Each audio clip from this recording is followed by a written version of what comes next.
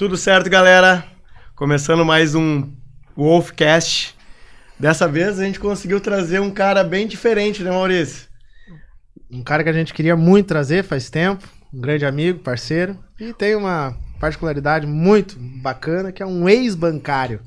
Esse homem tem informações para dar para nós, né? O nome dele é Leonardo, da Docena Investimentos. Muito prazer, Léo. Obrigado por ter vindo aqui, recebido conversar hoje um pouquinho com a gente, tá? Vamos trocar uma ideia legal. Com certeza. Muito obrigado, pessoal, pelo convite. É uma honra para mim estar aqui podendo representar a nossa empresa, né? E podendo também estar trazendo aí informações e talvez até inspirando aí algumas pessoas que, assim como eu, tiveram essa decisão, né, de sair de um negócio público, de um emprego formal para empreender. O Léo, para quem não sabe, ele foi bancário durante 6 anos, né? Tu vai contar um pouco da tua história, mas ele foi dentro de um dos maiores bancos aqui do estado, Banrisul, né? Isso.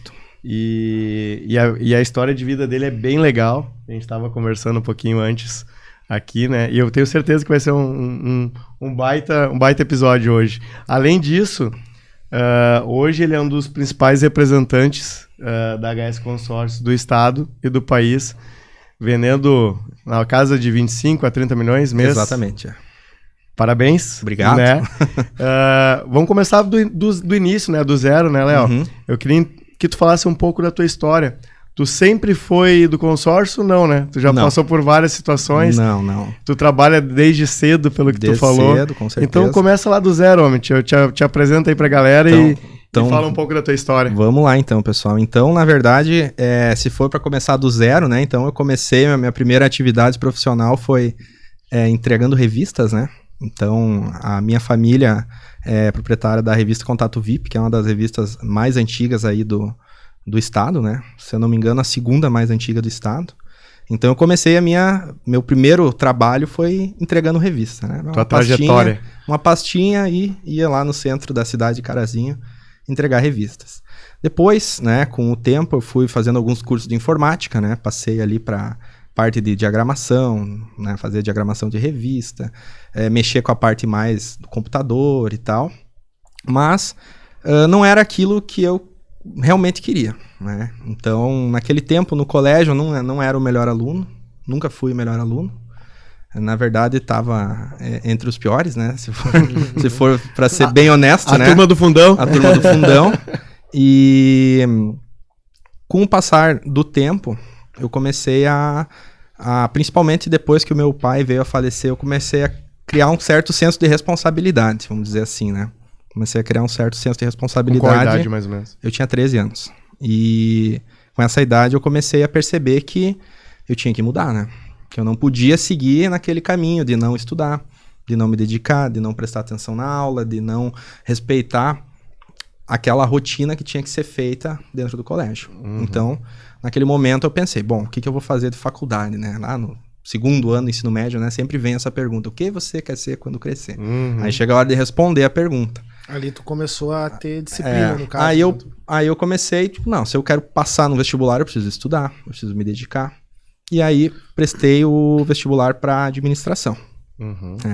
E desde muito cedo, né? Eu sempre me interessei e sempre gostei, né? Às vezes a gente não tem muita noção, mas a gente vê aquele pessoal vestido, usando terno, a gente vê aquele pessoal, né, andando com um carro legal, morando numa casa legal, e daí tu olha e é natural você ter aquele pensamento, bom, eu quero também ter essa vida. O que eles fazem, né? O que eles fazem, né? E, bom, acredito que nenhum de nós aqui venha de família assim, rica, de família já com grandes questões de patrimônio, né? Uhum. E é o meu caso também. E por isso, né, a saída que tinha ali, apesar de ter a nossa empresa familiar, a saída que tinha era o quê? Concurso, né? Bom, que concurso eu posso fazer onde eu vou ganhar dinheiro suficiente para ter essa vida, para viver a vida que eu quero viver. Então, dentro da... A vida dos sonhos, a vida de luxo. Exato, né? A vida dos sonhos, né? Enfim.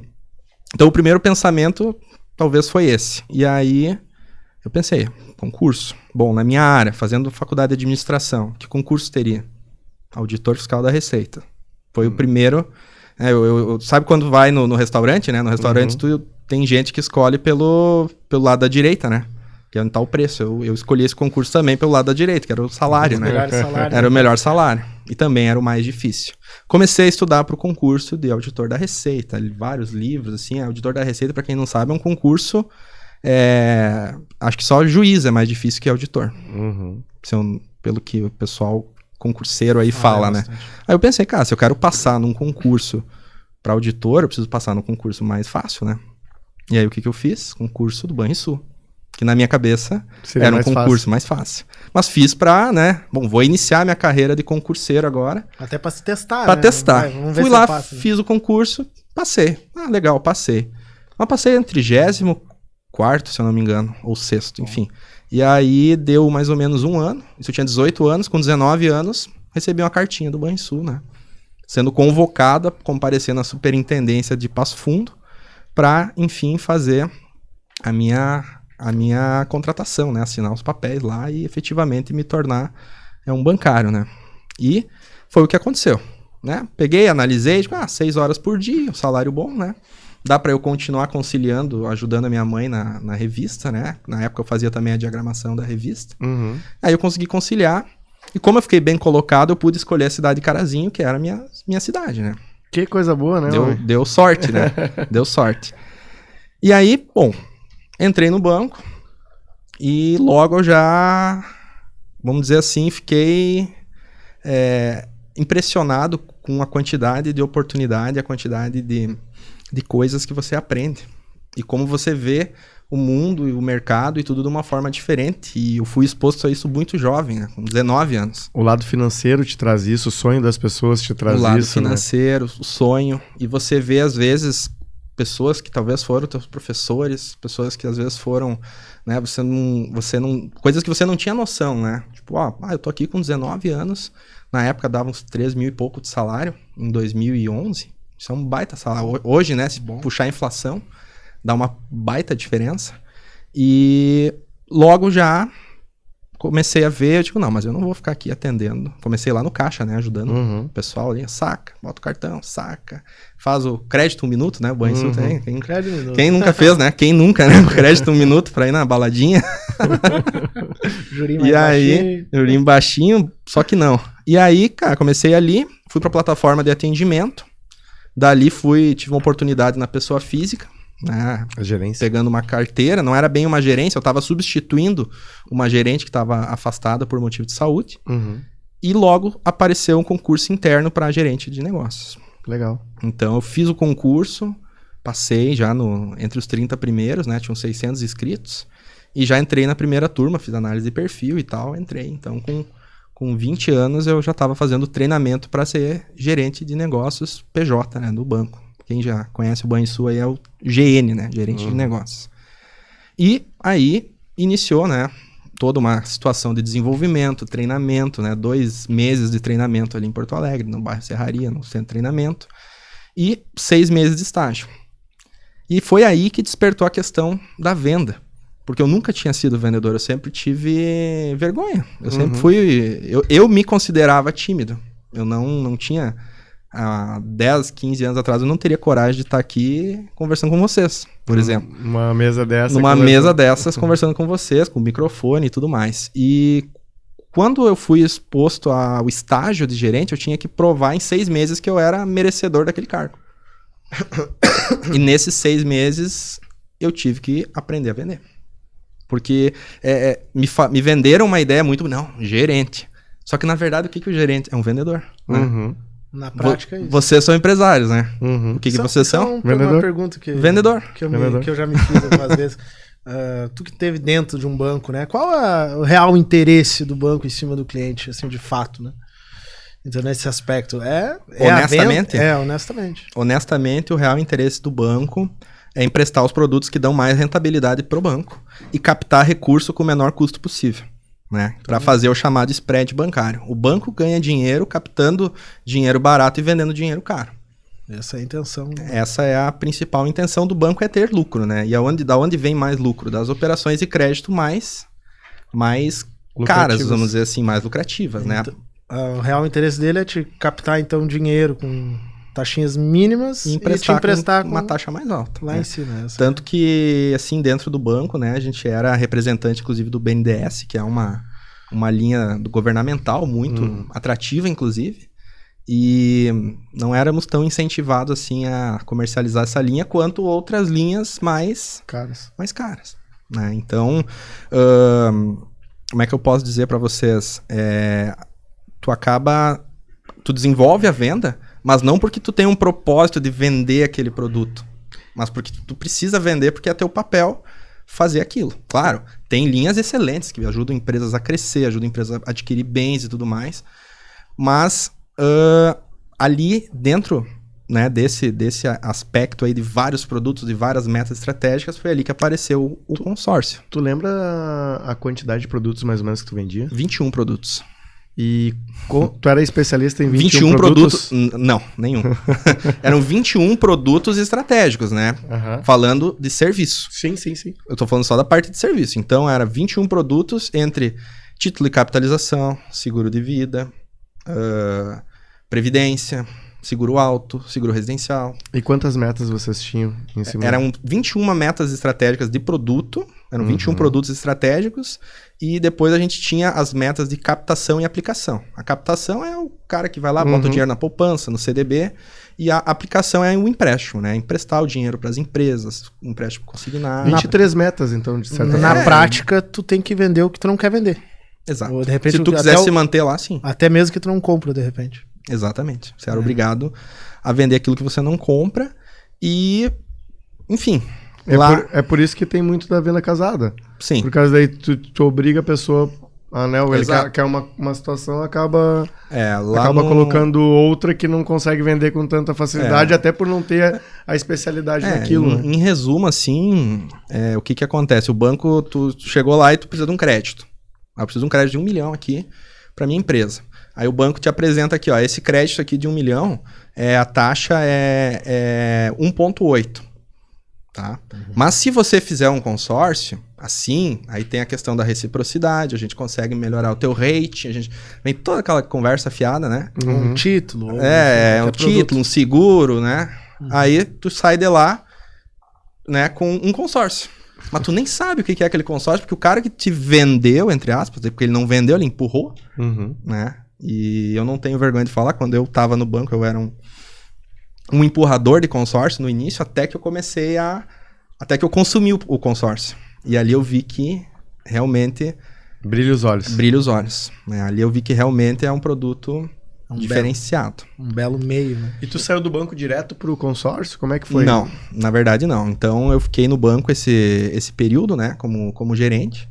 E, enfim, não me adaptei com algumas questões, né, do banco. Até quanto tu ganhava lá, se tu pode falar um pouco? Eu cheguei a ganhar 12 mil por mês, contando já com o PLR, com vale alimentação e todos os benefícios, né, título de plano de saúde, etc. Pô, médio, 12 mil. Coragem mas tu ganhando 12 mil reais por mês pra sair e vir pra um consórcio. Quantos tem coragem disso? Quantos fariam isso? Aí que tá. Pouquíssimas pessoas.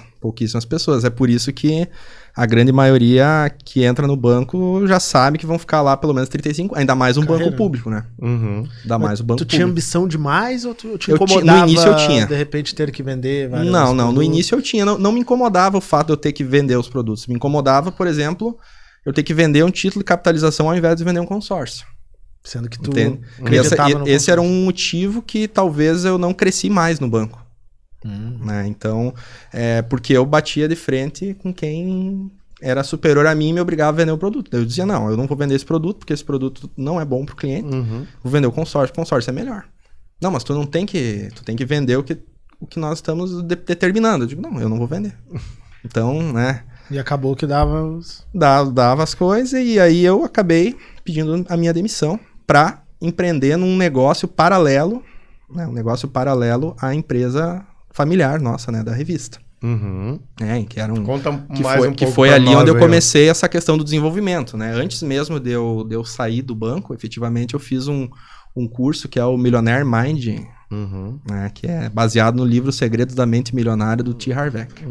Quando eu fiz aquele curso, me veio o estalo, né? Não, se eu quiser chegar onde eu quero, o banco não é o caminho. E eu sabia o que eu tinha que fazer, mas eu não tinha coragem. Eu sabia que eu tinha que sair, mas eu não tinha coragem, porque imagina, dinheiro ali, todo dia 25.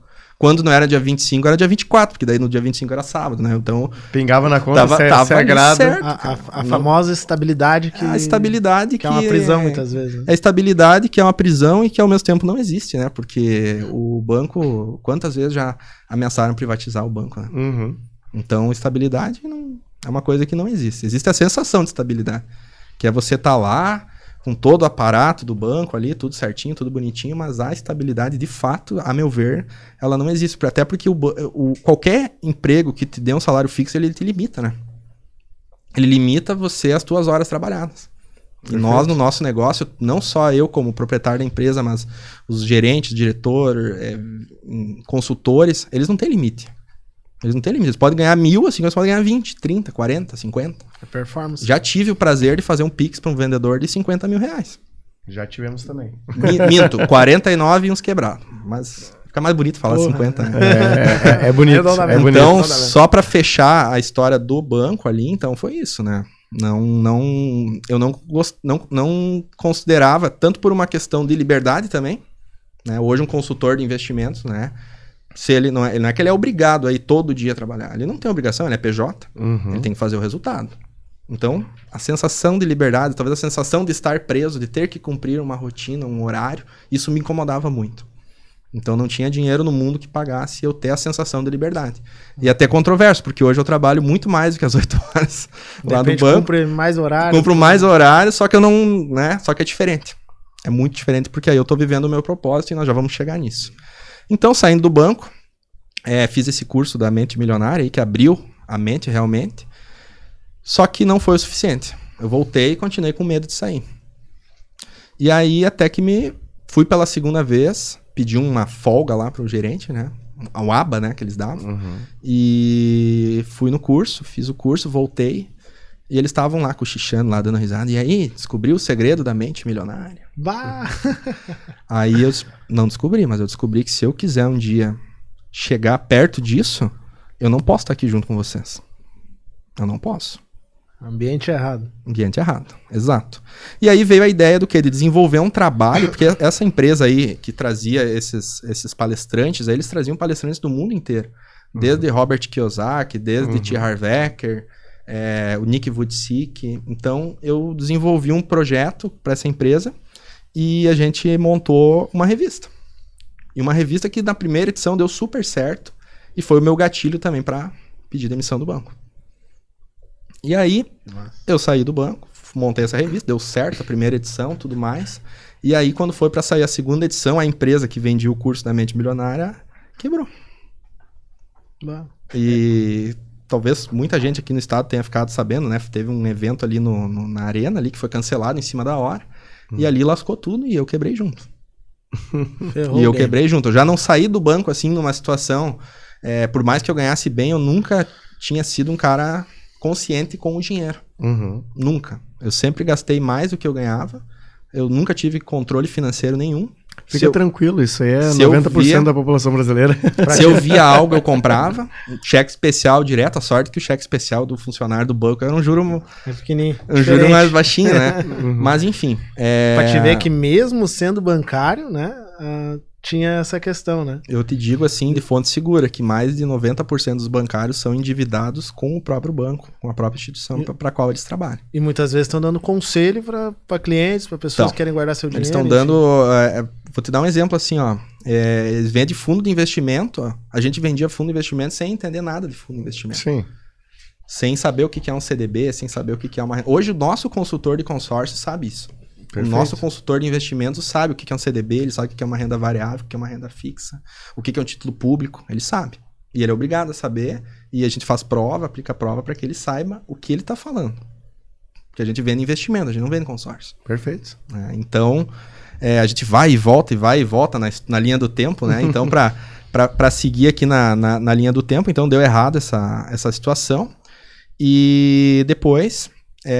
quando eu já estava lá praticamente no fundo do poço, né, da situação da revista, né, endividado, devendo, sem crédito, Eu cheguei até a passar uma situação na qual eu tava com um carro importado na garagem, uma moto, um jet ski, e eu não tinha dinheiro pra pagar a luz.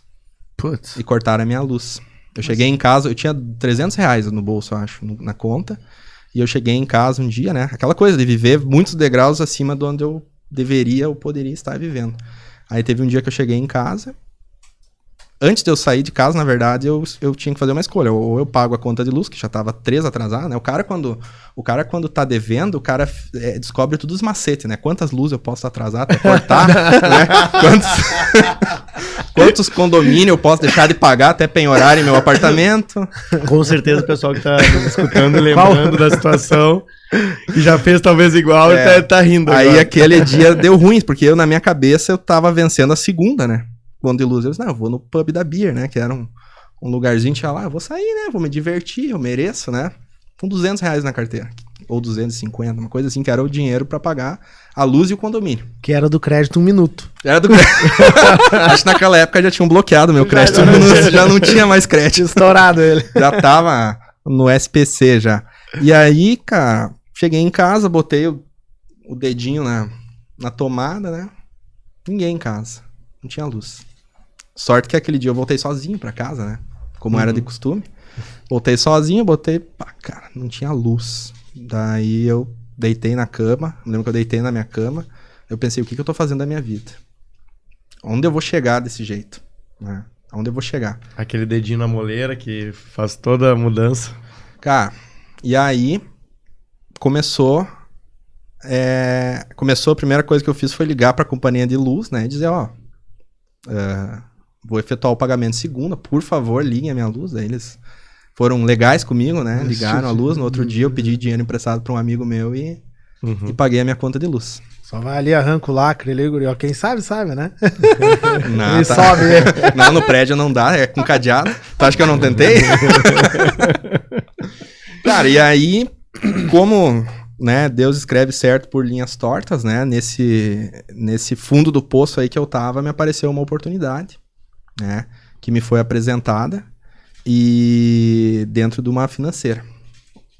Na verdade, isso foi com a minha ex-mulher e ela tinha já uma financeira pequena, na cidade de Cerro Largo, e ela me apresentou, me mostrou ali, né, como é que eram os comissionamentos e tudo mais, e eu disse assim pra ela, viu, me prova que é isso aí, que eu largo tudo que eu tô fazendo aqui, eu deixo que vá tudo né, depois eu renegocio as dívidas que tiver e nós vamos tocar esse negócio. Ela me provou e foi que nem aquele filme do Lobo de Wall Street, né? Que o gordinho lá, né? Pede demissão, né? Foi mais ou menos isso que eu fiz. E, enfim, a gente começou a dar certo, né? Vendendo crédito consignado, vendendo microcrédito, produtos de crédito. E virava e mexia, aparecia um consórcio lá, né? Virava e mexia, aparecia um consórcio. Bah, vendi um consórcio. Nossa, como assim vender um consórcio? Não, vendi um consórcio aqui e tal. Daí mas a gente vende consórcio? Não, a gente não vende, mas às vezes eu tenho um parceiro aqui que a gente vende. Mas consórcio da onde? Não, da HS. Tá bom. Deixei quieto, né? Porque eu tava focado ali nos créditos consignados. Naquela época, né? O consignado bombava.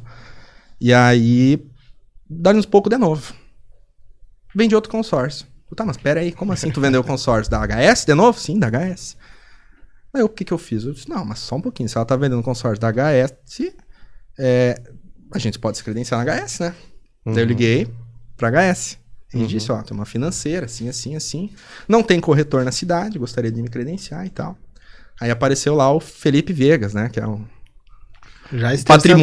patrimônio já da HS, né? Já sentou nesse mesmo lugar aí que o teu aí, homem. Aí apareceu lá o Felipe, né? E... Enfim, né, fizemos toda uma situação ali de entrevista e tal, mas a minha ideia não era ter o consórcio, assim, como produto principal. A minha ideia era, como eu vinha do banco, né, eu queria, tipo assim, ter uns 3, 4 produtos ali, né, talvez uma carteira de seguros e tal, e aí, botei o consórcio. Daí, a gente fez umas vendinhas ali, disse, mas legal esse negócio, né. O negócio é bom, né. Legal, né, legal. Eu sabia que o produto era bom, mas eu não sabia que dava pra alavancar tanto. E aí foi indo. No início não tínhamos vendedor específico para consórcio, né? Todo mundo vendia um pouco de tudo. Até que num determinado momento, não, vou começar a focar. Isso é uma dica também que tu pode dar pro pessoal. Como tu teve essa experiência Tem alguns corretores que eu conheço que vendem outros produtos, né, outros segmentos, e tem outros também que vendem vários tipos de administradoras diferentes. Na tua opinião, é melhor focar num só? Isso aí quando me fazem essa pergunta, eu sempre conto a história do pato, né? Sabe como é que é a história do pato? Vamos lá, conta pra nós aí. O pato sabe voar? Não. Na verdade ele sabe, né? Mas ele dá aquele voo e depois ele cai. Ele sabe cantar? Sabe mais ou menos. Né? Ele sabe nadar? Sabe, mas mais ou menos. Então o pato, ele nada, ele canta e ele voa. Mas tudo mais ou menos. Tudo meia boca. Tudo meia boca. E a águia? A águia sabe nadar? Não. Não sabe. Se a águia cair na água, ela morre afogada. A águia sabe cantar? Não. A águia dá aquele berro horrível, né? Que o cara chega a se assustar, né? Eu vi uma águia de perto uma vez e me assustei. Mas agora eu pergunto, qual é o animal que é especialista em voar? É a águia. Então... Faz sentido. Então, respondendo a tua pergunta, a gente tem que ser especialista num produto e a gente deve servir a um único santo, né? Não tem como servir a um único Deus, vamos dizer assim. Não tem como servir a 2 deuses. Hoje, a minha empresa é HS. Do Sena Investimentos é só um nome que eu tenho que colocar.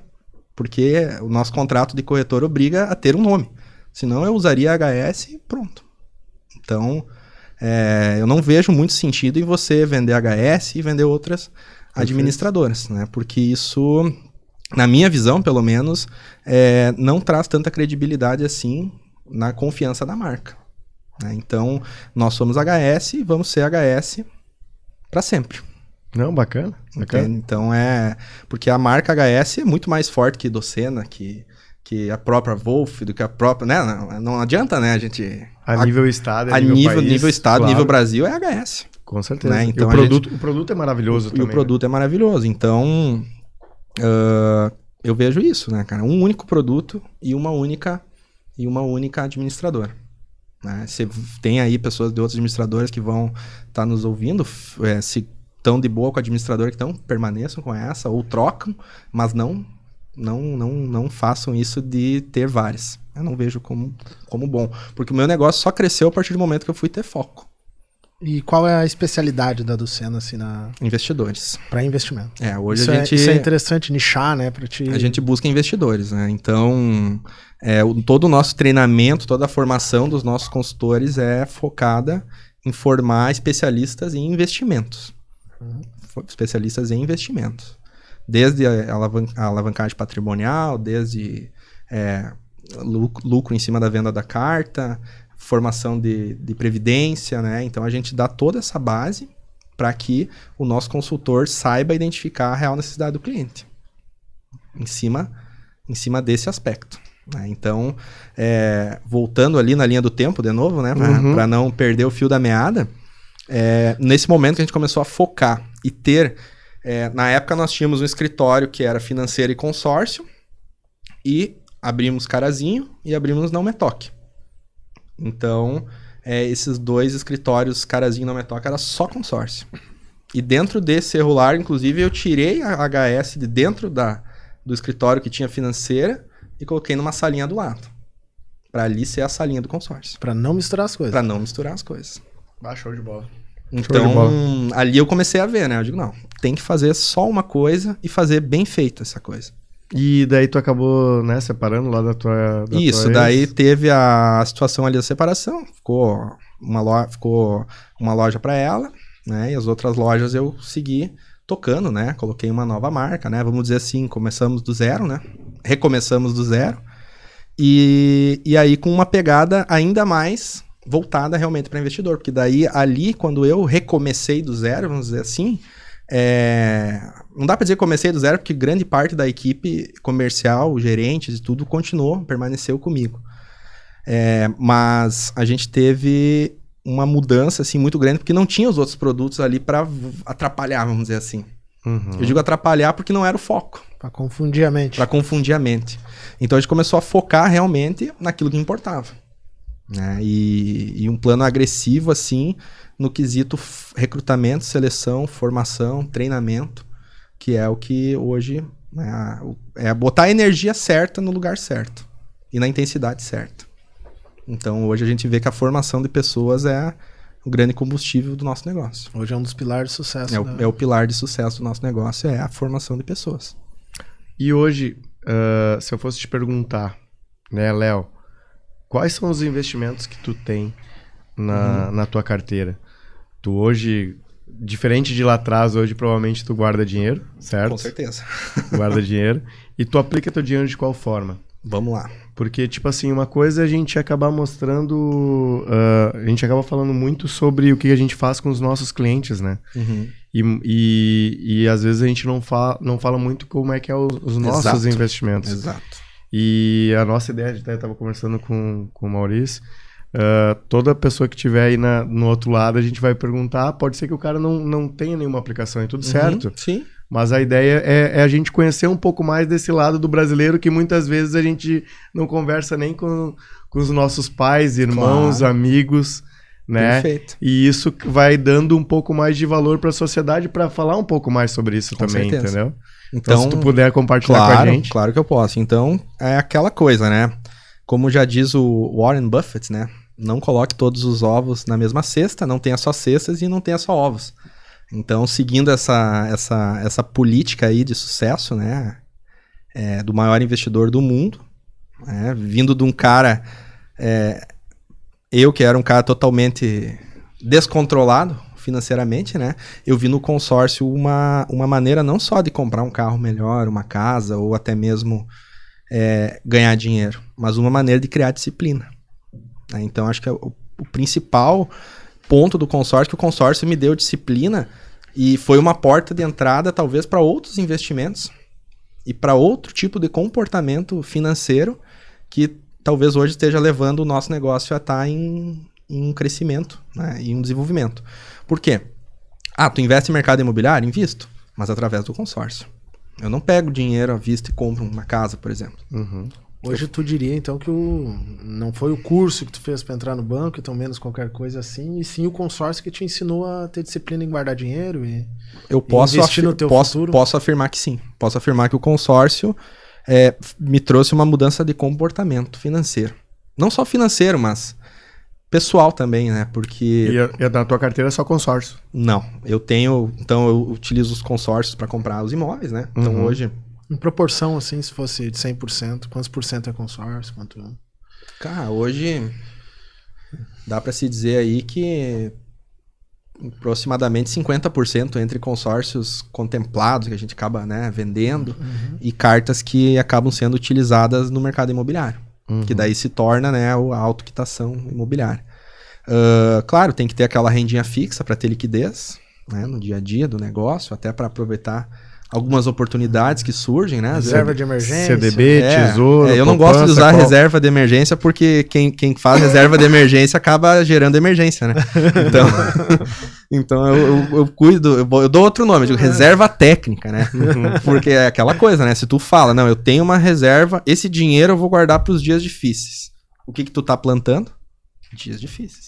Então, faz todo sentido. Então eu gosto no CIS, né? A gente aprende, né? A comunicação. Né? A gente aprende a comunicação. Então, às vezes eu dizia muito assim, hoje eu tenho um problema para resolver.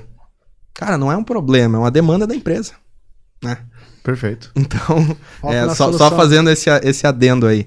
Mas invisto um pouco também no mercado de ações, mercado Forex, né? Que é o mercado estrangeiro tu falou em também. Renda fixa ali, tu aplica em CDB, tesouro CDB, ou poupança? CDB. CDB? CDB Legal. com liquidez diária. Legal. Para poder aproveitar alguma oportunidade, né? Compra uma cartinha contemplada, vende, aquela coisa, né, que os corretores aí já estão acostumados a fazer. Mas, em média, em base seria isso, né? Minha intenção... variável, qual, desculpa? Forex. No mercado Forex, são pares de moeda, né, ativos de ouro e tudo mais. Então, e hoje, os teus clientes, assim, o que tu percebe? Eles investem mais no que usando as cartas de consórcio? Assim, imóveis. A gente tem uma cultura, assim, nas cidades onde a gente está.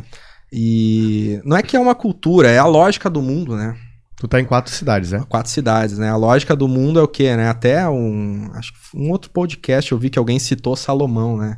Dizendo que Deus continuará a multiplicar as pessoas, mas não multiplicará as terras. Então, é uma tendência muito grande de que o imóvel... Uma tendência não, é uma realidade, né? De que o imóvel é o investimento mais seguro e que mais vai trazer rentabilidade, tanto pela valorização quanto pelo ganho residual de Isso é milenar. de locação, né? É milenar. Então a gente vê que o pessoal usa muito para isso, né? Para realmente comprar imóveis. Ou até mesmo para se capitalizar de um imóvel que já está quitado e investir em outras frentes, que vão gerar mais recurso, botar aquele dinheiro no caixa, fazer aquele dinheiro girar, trabalhar, Rodar. né? Rodar. Então, porque hoje em dia eu não vejo como vantagem você ter um imóvel quitado. Não. Não é vantagem. Né? Hoje você ter um imóvel quitado, tendo a possibilidade de botar um consórcio em cima desse imóvel e fazer esse dinheiro girar ao custo extremamente baixo. E tem mais uma outra, né? Se a gente pegar uma linha de raciocínio. Às vezes esse imóvel está quitado, mas vamos dizer que tem uma locação nele, né? Eu pego um empréstimo ali com uma carta já contemplada, vamos supor, coloco em cima dele e ainda por cima o locatário vai estar pagando aquele crédito barato. Tu pegou né? o dinheiro Então, nossa, e o locatário maravilhoso. paga para você. Então, hoje os imóveis que eu tenho é tudo assim. Né? Os imóveis que eu tenho é tudo nesse formato. E se tu já tem imóvel quitado, vale a pena, claro. Capitalizar. Obviamente, constrói outro e faz a mesma coisa de novo, né? Algo também que tem tido bastante demanda é a quitação de financiamento imobiliário, né? Quando a gente faz, né, a gente criou uma planilha de cálculo ali, quando a gente mostra para o cliente o quanto ele está pagando de juros, né? Eu uso essa expressão que eu vi numa palestra do Gustavo Cerbasi, né? Um economista aí brasileiro, escritor, bem conhecido, inclusive, que ele fala, né, que hoje em dia você você financiar um imóvel, você continua alugando, né? Só que daí você está alugando dinheiro. E o aluguel do dinheiro é mais caro que o aluguel do imóvel. Perfeito. Então, hoje em dia, um financiamento, ele é um aluguel. Só que bem mais caro que o do imóvel. E aí você faz uma projeção ali, mostra para o cliente. O imóvel hoje de 200 mil, tu vai iniciar na taxa de juros de hoje em torno de 2.200 de parcela.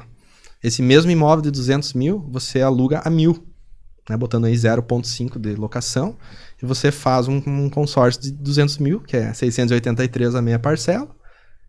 Então já são 1.683 o aluguel, mais a meia parcela, menos que o início da parcela do consórcio. Daí tu faz o cálculo e mostra para a pessoa, porque as pessoas não têm noção de como é feito o cálculo da tabela SAC do financiamento imobiliário.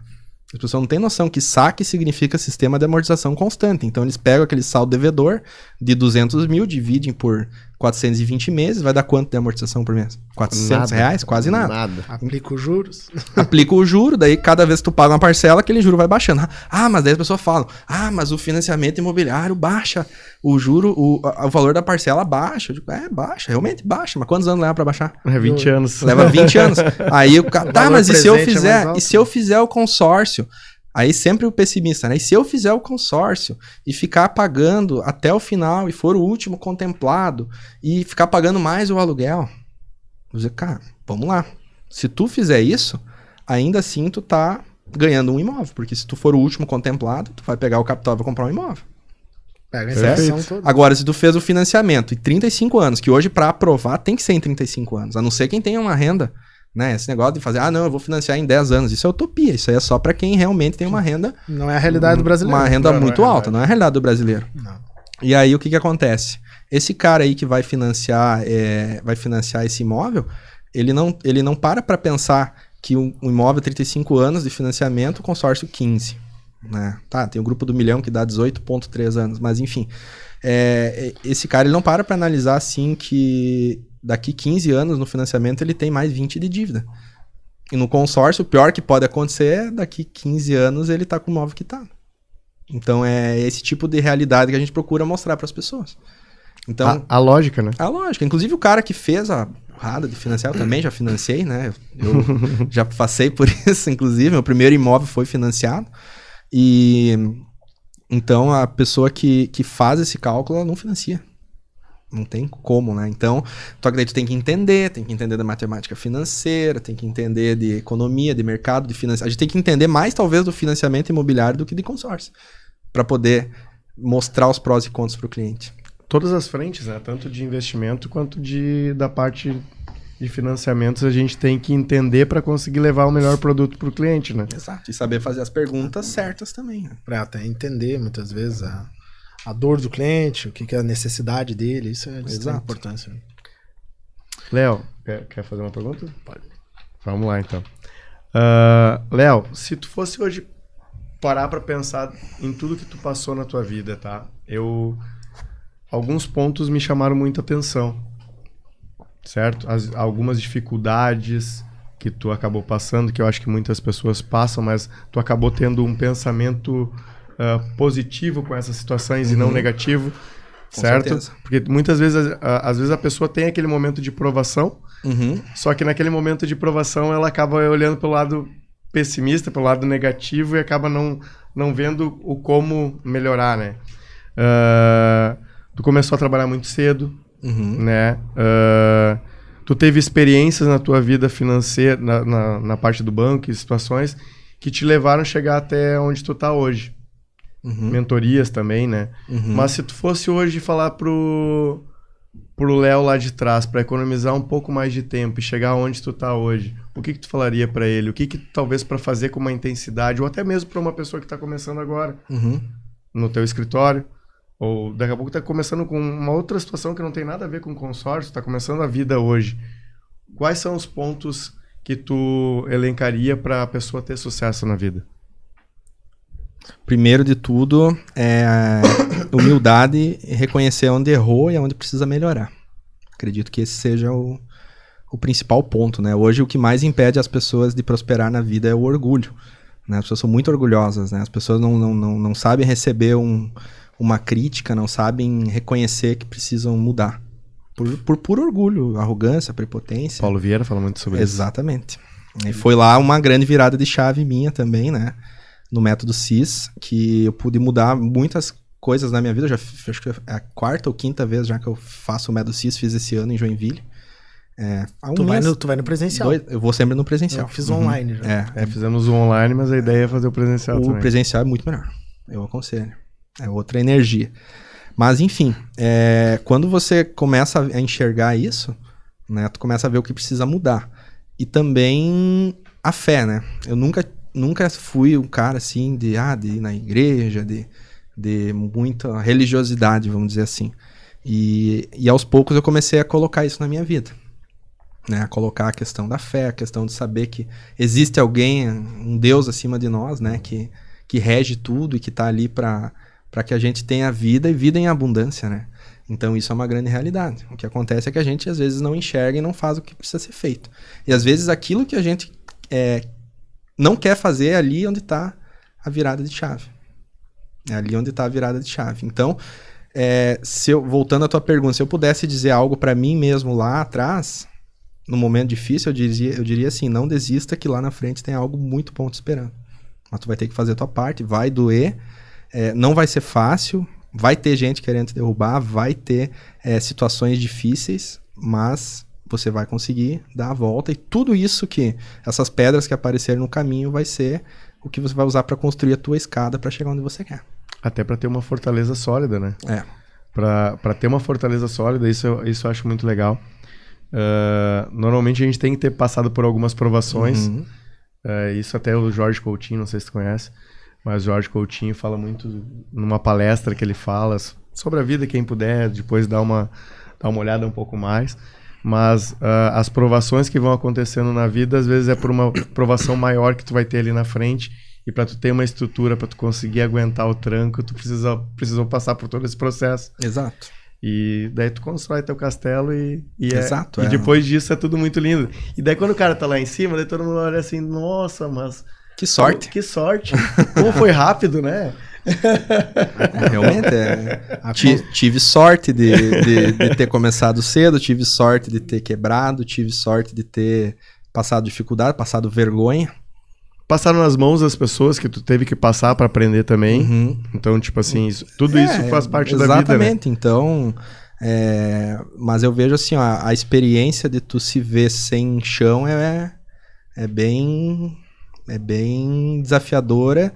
E quando tu passa por isso, tu não tem mais... Não vou dizer que não tenha mais medo, mas tu passa a ter mais coragem, e não é qualquer coisa que vai te abalar. Não é qualquer coisa que vai te tirar do teu foco. Legal. E se hoje eu fosse te perguntar, o que mais te brilha o olho no dia a dia do produto que tu vende hoje, que é o consórcio.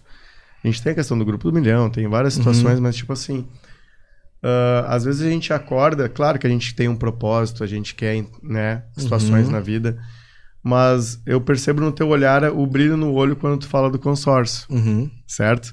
E eu queria que tu falasse um pouco por que tu tem esse brilho no olho do consórcio. O consórcio, eu vejo o que mais brilha o olho. São duas situações. É ver as pessoas que trabalham comigo se desenvolvendo e mudando de vida, não só financeira, mas... muita gente acha que é só dinheiro. Ah, não, o Leonardo vende consórcio só para ganhar dinheiro. Não é isso. Se fosse só para ganhar dinheiro, eu tinha ficado no banco. Entende? Dinheiro é consequência. Dinheiro é consequência. Agora, tu vê um cara lá... Esses dias eu brinquei com um vendedor nosso, inclusive.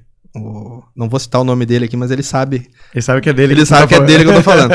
Que ele bateu um salário ali de mais de 20 mil reais no mês. E ele toca em baile, né? E daí foi o terceiro mês dele. Ele fechou uma venda grande lá, 5 milhões. E aí, quando eu fui fazer o Pix pra ele, né? Que isso é uma coisa que eu faço questão de fazer, né? Quando eu fui fazer o Pix pra ele, eu mandei o relatório dele e disse quantos baile. Daí ele, Léo, 300 reais por baile. Daí eu calculei assim, então é como se tu tivesse tocado 78 bailes num mês. Então isso dá brilho no olho. Difícil, né? Isso dá brilho no olho. Tem um cara ali que trabalha comigo, que hoje é meu diretor, que é o Jean, que a vida inteira trabalhou em multinacional, um cara super desenvolvido, um cara que por várias vezes não teve oportunidade lá. Hoje o cara é diretor, não vejo a empresa mais sem ele, com o trabalho que ele desenvolve ali na parte de desenvolvimento, contratação e tudo mais. E hoje o cara ganha o que ele realmente merece. Que ele nunca ia ganhar se ele tivesse continuado nas indústrias multinacionais onde ele trabalhava. Então, é esse sentimento de poder mudar a vida das pessoas, não só financeiramente, mas pessoalmente também. Porque daí tu começa, no momento que muda o teu mindset, né? Tu passa a querer outras coisas e o dinheiro acaba sendo uma consequência. Então a gente vê muita gente ali reconstruindo, às vezes até o próprio casamento, ajudando os familiares, né? Eu nunca me esqueço, teve uma vez que teve acho que até foi o Jean que, através do consórcio, ele conseguiu, o irmão, ele juntou dinheiro, o irmão dele ajudou, eles foram lá quitar a casa da mãe dele. Que era uma coisa que eles tinham um sonho de fazer. Isso não tem valor. E se não fosse pela nossa empresa, pela HS, eles não iam conseguir fazer. Trabalhando onde trabalhava, fora a saúde mental, fora a qualidade de vida, fora tudo isso. E com relação E a outra parte é ajudar realmente os investidores, os clientes que acreditam no consórcio. O que é mais legal, às vezes, é tu ver uma pessoa ali humilde, né? Uma pessoa humilde que com muito esforço paga ali os seus 273,20, né? Da parcela da cota de 80 mil e paga certinho, bonitinho. Quando vê, contempla, ela vende a carta, pega todo aquele dinheiro e não acredita, às vezes, né? Que tá ganhando ali, às vezes, 16 mil, né? Às vezes investiu 2 mil, tá ganhando 16, enfim, ou 20, etc. E a pessoa chega ali e agradece, né? E agradece, e a gente fica mais grato ainda por a pessoa ter confiado em nós. É aquela situação de acreditar, fazer e depois concretizar aquilo que conversou lá atrás, né? Então mudar a vida, né? Você vê ali pessoas que trabalham contigo que às vezes andavam a pé, né? Eu sempre conto a história vou falar aqui dele, sempre conto essa história do Lucas, né? Que hoje é um nosso gerente que mais fatura, né? Gerente da unidade Passo Fundo ali, que faz meses já que é destaque, é um grande profissional. Quando ele começou a trabalhar comigo, ele tinha um carrinho que ele tinha vergonha de estacionar na frente do cliente, né? Ele estacionava uma quadra longe, né? E aí eu mexo com ele, porque um dia nós fomos visitar um cliente, eu tinha uma Land Rover na época. Daí ele disse assim, estaciona lá na frente pra eles verem nós chegando, né? Daí eu disse, engraçado, quando tu vinha com o teu aí, tu não estacionava na frente, por quê? Daí, pois é, aquela coisa, tá, e daí o que tá faltando pra te comprar um carro? Não, falta contemplar meu consórcio. No outro mês ele foi sorteado. Que legal. E comprou o carro. Então, tipo assim, são histórias. Hoje tu vê o cara ganhando super bem, né? Tá uma equipe lá com umas 7, 8 pessoas já, com possibilidade já de abrir mais lojas para ele próprio gerenciar. E tu vê um crescimento, assim, das pessoas, né? Pessoas começaram ali vendendo, sendo gerente, sendo diretor, mudando, né? Negociando com grandes empresas. Então, isso é legal. Podendo fazer viagens, né? Um dia um chegou lá e disse assim, fui pra Gramado, gastei R$900 numa janta. Eu, mas tu tá reclamando disso ou tu tá... Né? Cara, pensa quem que pode gastar R$900 numa janta. Não é pelos 900, né? Por estar lá. Por poder contemplar isso, né? Léo, tu chegou a escutar alguns Wolfcasts nossos, certo? Sim. Uhum. Assim como tu escutou, tem muitas pessoas que são corretores de consórcio que escutam. E escutam todos os episódios. Até na última viagem nossa lá pra Punta Cana, lá, muitos chegaram em nós falando, cara, vocês têm que continuar que a gente passa para todos os vendedores aqui, toda a equipe. E eu quero participar também. Eu quero participar também. Mas tem uma coisa que eu acho muito legal, que eu sei que a gente conversou. Tu desenvolve um trabalho muito legal com a equipe na questão de gestão. Certo? Tu tem um passo a passo, tu cobra algumas situações diárias. Se tu pudesse, né, compartilhar com o pessoal, por causa que como tem muitos corretores a nível Brasil escutando, eu acho legal repassar esse dia a dia, entendeu? Porque às vezes a gente conversou muitas coisas que todas elas são úteis, mas de repente a gente colocar alguma situação que seja na prática. Amanhã o cara pode colocar em prática, talvez com a equipe dele. E se tu pudesse compartilhar algo nesse... Certeza.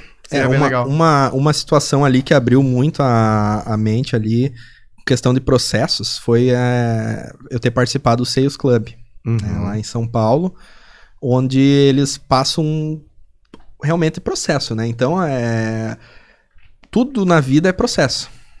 Tudo na vida é processo. E uma empresa não tem como ser diferente, ainda mais uma empresa comercial. Então, o que eu via na nossa realidade era o que? Era a venda no oba-oba, quanto tu vendeu? Tu tem que vender mais tanto, tem que vender mais tanto, vamos visitar, sabe? Não tinha uma situação assim, eu preciso, o consultor X tem que vender 1 milhão, e para ele vender 1 milhão ele tem que fazer isso, aquilo. A venda acontecia. Por quê? Porque eles eram bem treinados, porque eles estavam sempre prospectando, mas não existia uma medida, não existia uma métrica, não existia um parâmetro, né? Tu tem que fazer assim, assim, assim. E lá, no Sales Club, o que a gente aprendeu?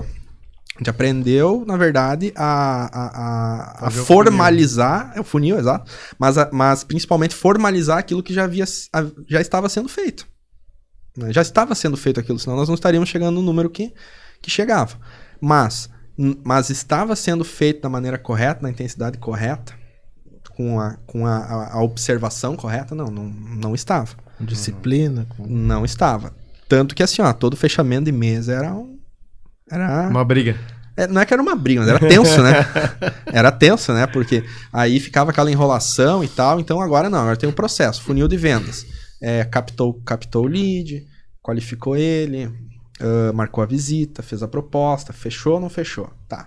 Aí cada vendedor tem o seu próprio funil de acordo com as suas características e suas métricas. Efetividade. Das suas efetividades. Então, cada vendedor tem lá na etapa visita, né? Imaginar, para quem não conhece, né, o funil de venda, né? Então, a entrada do lead, né? O lead novo, daí aqui tem a visita, aqui a proposta e aqui o fechamento. E depois ele tem que voltar aqui, né? Para ele gerar indicações, para gerar novos negócios, etc. Que seria o pós-venda. Então, o nosso funil é assim, né? Cada um pode desenvolver o seu da maneira que achar melhor. Eu gosto de um funil prático e curto. Não, 300 etapas lá, o pessoal já se perde.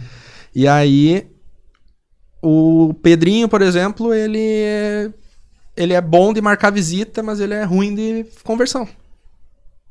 Então, o que a gente tem que treinar no Pedrinho? Fechamento. A gente tem que dar um treinamento de fechamento. A gente tem que ajudar ele a contornar a objeção. Porque daí tu consegue enxergar ali dentro do CRM e ver, esse vendedor aqui, ele tá falhando na etapa tal. Então a gente precisa dar um reforço para ele nisso aqui, ou acompanhar ele mais para ele desenvolver isso. Porque no momento que ele desenvolver isso, ele vai... Esse monte de coisa que é um gargalo, né? E daí ele tá com um monte de lead aqui, mas ele não converte. E aí o que acontece? É que nem um cano entupido, né? Uma hora vai... Hoje essa leitura de indicadores, Léo, é você quem faz. Daí, a gente faz dentro do nosso CRM. Dentro do CRM. Dentro do CRM. Inclusive eu estou estruturando melhor. Até peguei umas dicas ali com outro corretor ali que é parceiro também, no sentido de ter uma pessoa só para cuidar dos dados. Indicadores. Indicadores, né? Uma pessoa só que cuida de indicadores e que vai estar junto com os líderes das equipes, né?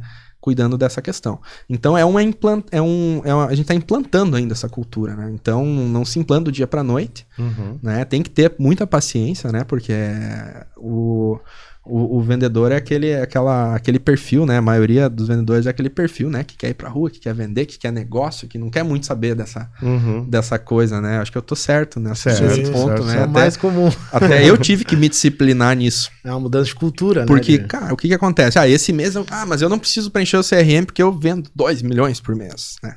Eu sempre escuto essa história. Cara, não, show de bola, parabéns. Tu vende 2 milhões. Mas tu lembra que tal mês aqui, ó, cara, tu vendeu só 600 mil. Como é que foi pra ti ter vendido só 600 mil? Tu conseguiu levar a vida que tu queria ter levado naquele mês? Pois é, não sei o que eu digo. Então, cara, o que tu acha que faltou aqui? Esses 600 mil que tu vendeu, 1 milhão e 400 que tu deixou de vender aqui, foi a prospecção que tu deixou de fazer aqui nesse mês. A gente tem todo o histórico lá no GESCOM, né? A maturação, né? Aí tu deixou de fazer aqui tu prospectou pouco, cara. Então, essa prospecção que tu deixou de fazer aqui, ela não te afetou aqui nos próximos meses. Mas ela te afetou ali 5 meses depois. Porque tu não tinha mais lead, porque tu já esgotou todos os teus contatos e acabou. Aí agora, tu vai ter que fazer todo um trabalho de novo para gerar os leads, para daí poder fechar os negócios. As indicações, tá pedindo? Pois é. Então, a gente tem até mapeado a fonte da prospecção, né? Então, a gente tem lá 5 fontes de prospecção padrão, que é a indicação, carteira de ativos, os leads inativos, o marketing digital e o PAP. Então, cada vendedor tem uma característica mais marcante, né? A gente tem um vendedor lá que a gente chama ele de andarilho, né? Porque ele é o cara que mais faz PAP. Ele explora mais. Ele explora mais o PAP, né? Ele vai assistir e vai saber que é pra ele. Não, mas legal. Homem, se tu quiser deixar um recado pra galera. Claro. Eu te agradeço muito, tá, Léo? Obrigado por ter vindo aqui no nosso Wolfcast. Agradeço também ao nosso sócio Rodrigo Bitello, que não pôde estar presente hoje. Agradeço ao Maurício de Fraga. Né, Maurício? É isso aí. Muito obrigado. A palavra é toda tua, Léo. Eu que agradeço. Para mim é um grande prazer estar aqui, né? É uma honra ter sido convidado, né, para participar desse podcast. Eu vejo que é só a fera que vem aqui, né? Então eu me sinto realmente honrado em poder estar compartilhando um pouco da minha história e do que a gente faz no dia a dia aí com vocês. Então, se eu pudesse deixar um recado, eu diria assim, quando a gente começou, né, eu nunca me esqueço o dia que eu ganhei o primeiro bônus de ter vendido 1 milhão, né, como corretor, né, da HS. Então, o primeiro mês foi 34 mil, o segundo mês foi 100 e poucos mil. Então, por mais pequeno que talvez você seja, se você tem um sonho, tem a vontade, você realmente quer crescer, tem esse propósito, né, vai em frente, não desista, faz o que tem que ser feito, se desenvolve, procura treinamento, que tem tudo para dar certo. Nós temos hoje uma administradora maravilhosa nos dando suporte, nós temos outros corretores, outros colegas aí para nos inspirarem também, né? Inclusive, né, muito do nosso sucesso aí hoje vem de ter nos inspirado, inclusive em vocês também, né, que são uma grande referência para nós. E é isso, né? Eu acredito que quem realmente quer vai fazer acontecer. Legal. E se eu conseguir, se outros conseguiram, por que outros também não podem conseguir, né? Nós temos a mesmas 24 horas por dia, né? O recado foi dado. E para concluir só, teu Instagram, Léo? É @Leonardo_HS Consórcios. Nos sigam aí, Defraga Maurício. E pedroveríssimo.wolf, Wolfcast e Wolf Consórcios. Até a próxima, galera. Obrigado, Léo. Valeu, obrigado.